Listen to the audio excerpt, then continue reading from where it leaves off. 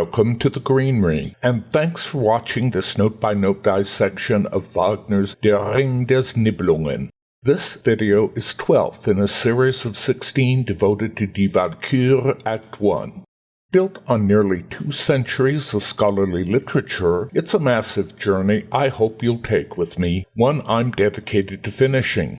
For an explanation of who I am and more on the reasons for this series, please check the preface video, first in a group of 6, building a foundation to this in-depth analysis. Before diving into this video, you may want to watch The Case for Erda, The Case Against Wotan, and The Case for Loge, which present my views on how and why Wagner manipulates his musical syntax as he does, in the process identifying key morphemes which I believe define the entire work. You'll find explanations for why the terms leitmotif, motif, and motive have been replaced by morpheme, module, and cell in the chapter titled Music as Text. Links are provided in the comments below. My aim is to mount subsequent videos each week with breaks of approximately a month between each drama's acts until the entire ring is analyzed. We pick up where we left off, Sieglinde having concluded her wedding narrative, page 81, top stave in Dover's full score. We begin with some words about what this revelation means to the Welsung twins. Even without their striking physical resemblance, Sieglinde's plight mirroring the unnamed bride's makes his sibling irresistible to the young hero. Yet her case is unique in another way. Along with the sword none can seize, her divine would-be rescuer leaves both jobs to another to complete.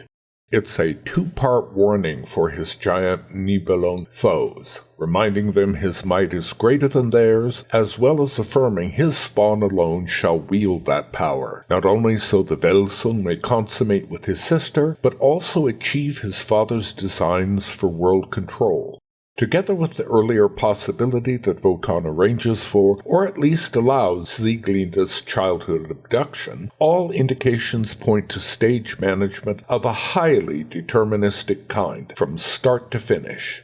The god's one purpose is to ensnare the young hero in a close emotional bond with Sieglinde, obliging Siegmund to vanquish the world's giant Nibelung half-breeds, laying claim to her. It all comes at a dire cost, especially to Wotan's daughter, forced to pay with years of misery in Hunding's loveless, childless bed. Yet her narrative reflects no bitterness, nor do audiences yet fully grasp the god's underlying selfishness. Like them, Sieglinde has no reason to feel anything but awe for the unknown wedding visitor, and, as she soon does, find in her current guest the incarnation of her long-lost father. This uncovers a still more insidious side of Wotan's character, who repeatedly co-opts Sieglinde's natural purity for his own gain, abandoning her as a child to the ravages of a despised orphan's existence, only to exploit her familial ache at the wedding feast.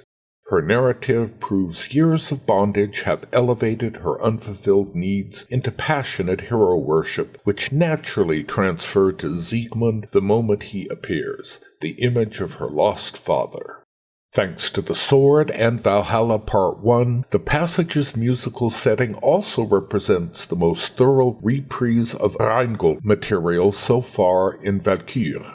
Audiences must have a way to connect the two dramas, but there are more deeply woven associative links, the two morphemes' noble contrast to the sonic darkness around them, working with the foreground story to lull any possible suspicions. This is also Wotan's way, his outwardly reassuring majesty, excellent cover for his exploitative, self-centered inner core. The heavy stress on Valhalla Part 1's final rising half, root of Loge's contempt for arrogant power, is especially meaningful in this regard. Audiences won't learn the full reasons until Act 2, but in light of Wotan's ruthless antics to date, it seems clear his interest in his Welsung offspring is for his benefit, not theirs. Having told the sword's tale, Sieglinde reveals what she's been thinking about its fate, which is naturally that Siegmund should wield it. An unbroken series of 5 violin viola Valhalla Part 1 strophes accompanies her in a slow crescendo, the first module of each overlain by 3 horns intoning the syntax's melody note cell, cello's falling line distorting violin viola's melody note cell to virtual inaudibility. Taken together, horns cellos produce continuous rising-falling signs against violins viola's falling-rising Valhalla strophes, a subtle evocation of the Rheingold finale. It's as if the arrogance module fights on the Velsung maiden's behalf to engulf her brother in its Erde-flaunting power while transforming the very nature of Valhalla itself. The horn's digression injects special developmental interest into the mix, picking up on that seemingly decorative embellishment of Valhalla Part 1's last half as Sieglinde muses on Warfather's mächtiges Dreuen. Embryonic there, where it replaces Erde melody notes with rising arpeggios, here the horn trio's initial 3 pulses follow their high ash intervals with abandonment triads, their 4th strophe the heroic Erde melody notes themselves. Sieglinde's vocal cements this equivocal touch to her sibling, its progress yet to reach its ultimate flower. Given the first Valhalla pulse full voice with a dotted semi-breve rest, she resumes on the upbeat of its second measure, a telling 5th above her earlier pitch, to sink during the second Valhalla strophe on an inverted ash interval with the same 5th, then rise from it through the ominous foreshadowing of an abandonment triad. Lifting on melody notes, she then opposes the unnatural fall-rise of the third Valhalla iteration by tracing a god turn, thanks to her clearly defined melody notes and their reversal charged with Velsung blood, which she caps in hopeful reverse chord notes. Over the 4th Valhalla pulse, she sings only a plunging 5th, continuing her phrase on the 5th and last strophe, itself swaddling bass trumpet sword iteration, as timpani initiate a climactic roll. With this final Valhalla pulse, she rises through a chained set of ash intervals, a low on a 3rd, a static, then another low on a 3rd, her arpeggio shaping another abandonment triad, closely similar to that with which she reveals how the sword is thrust in the ash tree, her phrase completed on a bold anti-barrier. Her hope this young man will liberate the weapon climaxes in 2 wordless strophes of its morpheme, return to duple time, bold on first trumpet atop horn breve chord, then muffled on bass trumpet high woodwinds, as horns initiate a quaver pulsation. This mix is more audibly wreathed in a literal hail of tonic string ascents on Valhalla ash intervals, which pick up the embryonic syntax introducing Sieglinde's wedding narrative, their 4 pulses separated by quaver rests beneath first trumpet sword iteration, 6 more in an unbroken arpeggio to support bass trumpet woodwinds. It's a cell only recently characterizing Siegmund's peril, his early interactions with Sieglinde, and even intimations of Hunding. Its embryonic module now erupts into definitive syntax. This morpheme enjoys varied analytic notice, Volkswagen naming it Victorious Call of the Velsungs, Kobe the Velsung's Call to Victory, Newman's incomplete musical example dubbed Victory Call, Hutchison's full example adapting it to the Volsung's Cry of Victory. Holman dissents from tradition, preferring the Sword's Chosen, which strikes this author as most appropriate, given the fanfare specifically and consistently denotes Siegmund as he for whom the sword is intended. The syntax never repeats in this form outside Walküre Act 1, but contributes obliquely to Siegfried Act 1, though Cook, Spencer Millington, Donington, and Sabor never remark on this initial iteration nor its later permutations. Sieglinde inaugurates this definitive appearance with the heroic rising fifth, whose boldly positive connotations permeate the tetralogy's syntax, this being one of its most forceful statements. Horn's woodwinds bustle through an ascending Valhalla Ash-interval trio, a broad string pizzicato quaver chord punctuating the first studded crotchet, a series which evokes that embellishment as an integral part of Valhalla Part 1's rising second half, with its sense of haughty arrogance vehemently stressed moments before as Sieglinde leads to this newest module, its missing Ash-intervals there, given their own unique voice here. The syntax concludes orchestrally on a distortion of that giant opposing turn only just heard in Sieglinde's vocal, though here with its melody notes broken across a third lift. Resembling the Welsung Race's finish, Sieglinde's hyper-extended reverse melody notes, another spear echo, double the orchestra's scalar descent by stressing their extended reverse notes with their formative role in Siegmund's morpheme, a nascent module whose burgeoning associations reach full force only in Siegfried. The triumphant morpheme is a natural rising-falling sign, but its optimism is deceptive, its Valhalla Ash-intervals hinting at Wotan's equivocal nobility by eerily reiterating their slower Rheingold versions when, after ripping the ring from Albrecht's finger, Wotan places it on his own. By trading these earlier static Ash-intervals for their Valhalla equivalents, Walküre's heroic rethinking of the phrase marks the next phase in Wotan's quest to seize back the ring. Their echo of the Wulfing fanfares as they lead to Sieglinde's abduction later spreads into equally ambivalent syntax. While its expression of potential victory is only a passing reference, its contribution to the tale's ongoing syntactic evolution justifies dubbing it a bona fide morpheme. As is often the case in Wagner, this feverish optimism hides darker threads, the Welsung maiden's supercharged hopes doomed to curdle in Act II's stark ironies. Her following rapturous praise for Siegmund as rescuer is its own arietta, which generates several arresting syntactic landmarks. Horn's woodwinds set up a quaver pulsation as, on the downbeat second quaver, first violins race up a semiquaver scale, first in the prior arpeggiated module's extensive developments, her enthusiasm ironing out its tergiversations. From this measure's upbeat, the Welsung maiden soars on Walküre's first vocal octave into the next downbeat, her high A sustained a dotted minim. With it, second violins join firsts to complete their rising scale on a quaver chord sting across all choirs, leaving a full minim of orchestral silence for her up-downbeat chord notes on Den Freund, who is, of course, Siegmund. Another first violin scale rises from it, launched by a falling triplet scale and fourth descent, Horn's woodwinds resuming their quaver chord pulses, both choirs at a quaver delay.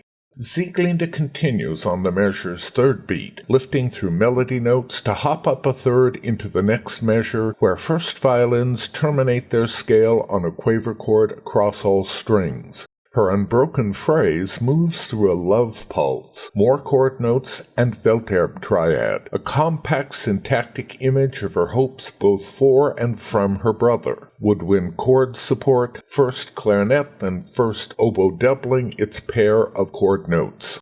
Quaver after her phrase's last F sharp, this one a minim, first violins lift through a scale echoing the previous, though varied by its launch on a triplet Welterb triad capped in chord notes, its scalar rises last notes intensified by another triplet, Horn's woodwinds again pulsing quavers at a quaver rest delay. What seems orchestral padding to buoy her next phrase actually introduces consequential syntactic innovations. First, second violins trade 5 echoing modules, developments of the prior scale's falling-rising launch, whose passionate thrust expands the previous emotional intensity. Derived from established syntax, these play a major role in Sieglinde's apostrophe, Siegmund's answer to it, and continue through the approaching love music. Each strophe shortens the prior first violin module to its initial notes parsed as falling triplet cells, followed by truncated giant turns. These descending cells vary to answer the harmony's scalar ascent, thus create Welterbe triads, ring fragments built from their own overlapping triads in echo of their embryonic syntax, with one heroic melody note retrograde. The giant turn modules grow out of chord notes and their reversals, though with telling variants, some pure chord notes opposed by their reversals, others augmenting their chord notes to make them reverse melody notes, syntax redolent of Welsung breeding potential. These modules' evocation of the giant turn, flickering through Act 1 from its first measures, also subtly tied this new couple to Rheingold's Fasolt and Freya. These modules echo prior evolving morphemes in order to prepare a new one's appearance in embryonic form that percolates through the syntax as far ahead as Siegfried. First violin's last ring fragment sparks a rising module replacing the turns, with a feverish succession of air to chord notes, their cap a hint of fate. While this module could be dismissed as no more than a technical device to ramp up intensity, it has its embryonic precursor in Siegmund's exhausted arrival, Sieglinde's 3 chord note strophes prefiguring it, her first 2 parsed with a reverse melody note iteration, to reflect those in the accompanying string modules. Further reinforcing this chord note basis, violas underline Sieglinde's first pulse with a low ash interval on a third, then busily double her next pair. Chord notes thus account for the passage's overwhelming majority of cells, 15 in all. She does launch her arietta with a catalogue of her sorrows before Siegmund's arrival, seeming confirmation of Newman's belief chord notes imply only grief, yet as the passage develops and her elation grows, this particular chord note barrage telegraphs grief transformed into its opposite. To underline this novel morpheme's relevance, the Meister duplicates it almost exactly, harmonically raised as is his wont when stressing new syntax. Sieglinde's vocal line exactly reproduces that of the prior morpheme bundle, sinking through reverse melody notes which stress their chord notes, a second chord note pulse lifting a third into another, capped with a 6th ascent. For greater emphasis, the violin chord note ascent she thus triggers extends through the entire following measure. Sieglinde stands aside for it by holding her final F-sharp until the upbeat second quaver, where she lifts a high ash interval through reverse chord notes, a jubilant echo of those cells in the orchestra. Another Swords Chosen fanfare begins with the last note of her vocal flourish, one she completes by doubling its extended reverse melody notes as she transitions from misery to elation on Süßeste Rache. In the next measure, her phrase parses Rache as another chord note pulse, first violins rising falling through a variant of the embryonic scalar syntax's natural sign. In its midst, after a quaver rest, Sieglinde resumes a minor 6th above to fall on a major one into a trio of static notes, which she finishes in the next measure with yet more chord notes. Horn woodwind quaver pulses resume on the downbeat second quaver, first violins repeat their triplet reverse melody notes, and rising scale to initiate yet a third repetition of the new minted syntactic bundle, its scalar modules entirely on first violins. The Welsung maiden's focus shifts entirely to her would-be rescuer as her next vocal phrase descends on a telling Welterbe triad, capped by a chord note opposition. With only a quaver rest, she ascends a third into the next measure's echoing chord note opposition, then, first violins rising on that chord note chain, her pair of chord notes lead through a rising third. Another Swords Chosen fanfare launches with the upbeat. Violin's downward triplet arpeggio stings opposing viola's rising equivalents between horn woodwind Valhalla ash intervals. Sieglinde's minim descant moves into a static ash interval from which, with the fanfare's curving ascent, she rises a fourth to sink by again doubling its extended reverse melody notes. A nervous harmonic change into anticipatory sevenths elongates first violin's plunge, which rise by truncating their chord note lift as she intones reverse chord notes. This triggers yet another Swords Chosen iteration, supplemented by trumpets, which wrenches the harmony back to confident major, Erda's passing shadow, arpeggiated violin viola cello triplet stings, again interspersing its Valhalla ash intervals. With the final interval, Sieglinde completes her ecstasy along with her arietta, its syntax congealing the latest pivotal innovation into a genuine recurrent morpheme. The Welsung maiden cries another pure rising octave, only the second in Walküre's vocals, both of them hers, the work's human locus of natural purity.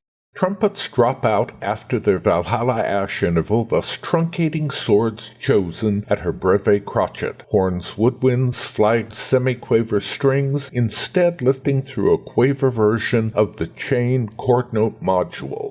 Harmonized in thirds, these become the chords themselves, an unbroken chain of 7 pulses subtly evoking primordial life astir in the Rheingold prelude, here again topped by that intimation of fate.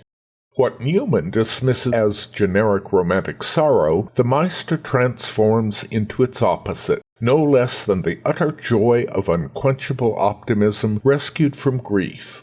While this precise form of the module plays a limited role in the work's syntax, disappearing after Walküre Act II, its evolutionary contribution to the epic's overall meaning is still crucial. Given this morpheme cements the Welsung maiden's hope of a rescuer, I'll risk censure in labeling it optimism. She concludes her apostrophe by descending from her long-held G to a tritone, its sinister import disguised by the bright harmonic texture, yet, after a quaver rest, she reaffirms its tragic potential on a plunging fifth. This opens the floodgates, Sigmund's response matching his sister's fervor, embracing her as she's just asked, one of the few stage instructions almost universally honored. Rattlingly powerful bass trumpet trombone shout Welsung Race's initial module to initiate his briefer arietta, a rising triplet semiquaver arpeggio during its first held note, picking up those during the prior 2 Swords Chosen iterations, while echoing Wotan's Rheingold arrogance, a flourish repeated with Welsung Race's last pulse that goads strings into another chord note chain. Atop its final measure, he hails Sieglinde on 2 static minims and a plunging fifth, pitched exactly as she's done her prior words, a phrase to which he calls her selige Frau, completed on a low ash interval, its rising octave the first he's ever sung, as he strives to match her purity. From his high G, he sinks through a Welsung love variant, their bond taking fire, and a static ash interval capped in chord notes, strings injecting 4 powerful crotchet chord punctuations off the beat, with underpinning clarinet bassoon minim harmonies sustained by a first horn pedal. He rises a fourth into a dotted minim on the next downbeat to fall through his own harmonically disguised tritone, finished by reverse chord notes. With him, violins, violas rush in semi-breve flagged quavers up a chromatic scale into a Swords Chosen strophe, woodwinds horns taking its first Valhalla ash interval with trumpets, trombones, which complete the last 2, as woodwinds horns freeze on a crotchet quaver, strings injecting powerful quaver chords on second and fourth beats. The woodwind brass contingent moves only so far as its rising arc, punched by strings leaping up a triplet semiquaver arpeggio, first violin sliding down from it through semiquaver flagged quavers in an extended spear-like scale, seconds violas cellos complicating it with divergent counterpoint. Texture briefly subdued, the Welsung builds towards his next climax with a febrile love oath, his three-measure phrase writing a muscular crotchet umpa of low-string octavos on downbeats answered off the beat in broad sinking violin viola crotchet chords. He carols that Rhine Maiden module with its sense of primal joy, a cell which attaches itself to him for the rest of Act 1, especially germane here for its Welterbe triad, his racial watermark. He follows with a pure barrier, its deep irony that, in embracing his sister, he unwittingly becomes yet another roadblock to Wotan's plans. He moves forward through a reverse ash interval on chord notes, his end crotchet initiating the phrase's penultimate measure into which woodwinds creep over a horn pedal, oboes minim reverse melody notes opposing their bassoon originals. With them, the young Welsung ascends a fourth into that oddly stubborn giant turn. His last minim note on the next measure's downbeat stirs a first violin chord note ascent, its ring fragment replaced by a rising triplet, horns woodwinds initiating another steady pulse of quaver chords on the downbeat second quaver. After a crotchet rest, the young hero's next phrase initiates on that measure's upbeat. The Welsung's two roughly echoing vocal strophes float atop first violin arpeggio evolutions, octavo string minims alternating with second violin viola off the beat, energized counterpoint, horn woodwind crotchet chords tapping second and fourth beats. Siegmund begins on a ring fragment with its ominous racial imperative of overlapping Welterbe triads intact, to leap defiantly out of it up a third through a low ash interval into a next giant turn, its pure melody note opposition complete. After a quaver rest, his echoing phrase moves through a chord note opposition, separated by the lift of a third, then rises another third into a second giant turn. With his last measure, second violins increase to 3 quavers per minim, each offset by a quaver rest, while on the third beat first violin arpeggio pulses forsake their giant turn tails to become ring fragment Welterbe arpeggios.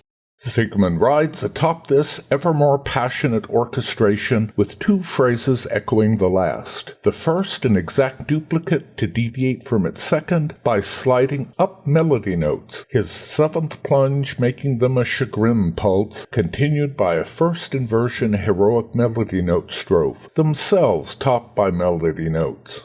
A brief word seems apt here regarding the module this analysis labels chagrin, a moniker which seems especially out of place in the midst of Siegmund's jubilation. My original naming impulse, the ungainly, confounded expectations, actually more accurately conveys the syntax's implications. As with its first appearance, Lasst ihn uns kennen, on Sieglinde's lips, each subsequent return suggests some aspect of surprising realization, expectations overturned, a mental conundrum grappled. In the present case, Siegmund embraces the joy of realizing as Sieglinde feels about him exactly as he does about her. Such realizations inevitably bring with them a certain amount of chagrin, whether on the surface or internalized. Naming morphemes is well attested as a risky business. Perhaps learning or reveal might as easily serve, both with their own drawbacks. For now, chagrin remains my name of choice. First violin's new minted arpeggios bear a striking resemblance to those in Rheingold, which surrounds Alberich's Scene 4 tussle with Wotan to keep hold of the ring, which, once he's lost it, suggests his furious retreat's potential for reclaiming it through racial means. Together with Siegmund's ring fragments and giant turns, this syntactic mix hints his praise for his sister, acknowledges, even celebrates the ancestry inherited from their mortal mother, which the work's internal logic suggests is likely to be some mix of giant Nibelung blood. On the third downbeat of the measure, completing his most recent phrase, Siegmund holds its high F-sharp a semi-breve as violins violas unite in a slightly truncated optimism strophe to launch another horn woodwind's swords chosen iteration, though bassoons fall out of its extended reverse melody notes as violins, violas, cellos leap up a quintuplet semi-quaver arpeggio. With this bundle, the Welsung plunges a sixth into a dotted minim, after whose seventh ascent he doubles its quasi-spear, echoing his sister. He counters it with reverse chord notes into a plunging fifth, only to leap up another seventh into that by now wonted giant turn.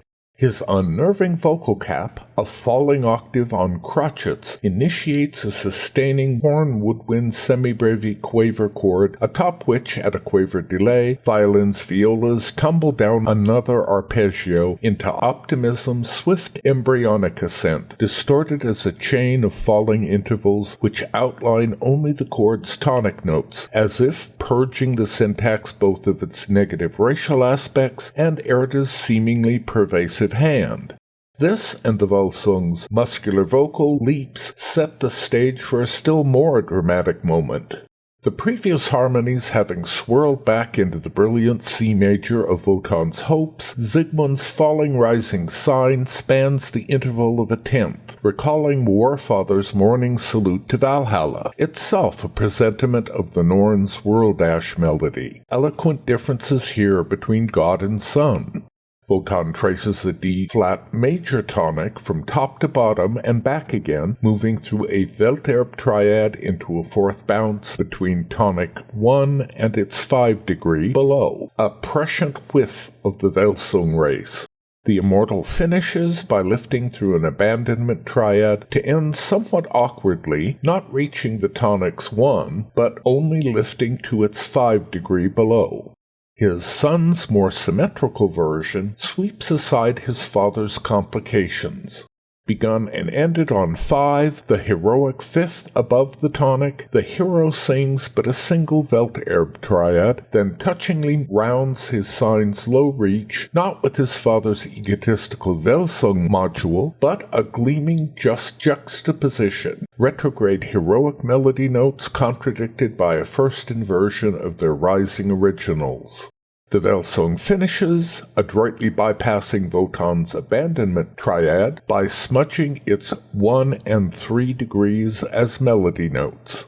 It's a promise he can't keep, if not for lack of trying, and, with added irony, his failure is entirely thanks to the god who first sings what Siegmund then echoes.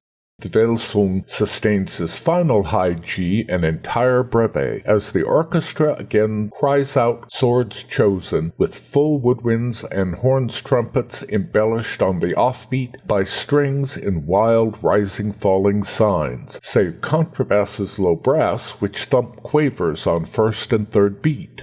At the morphine's top pitch, on what here is a retrograde heroic melody note descent, a last string sign roars up a demi-semiquaver quintuplet to plunge through semiquaver flagged quavers, shifting the arpeggio to strictly tonic pitches.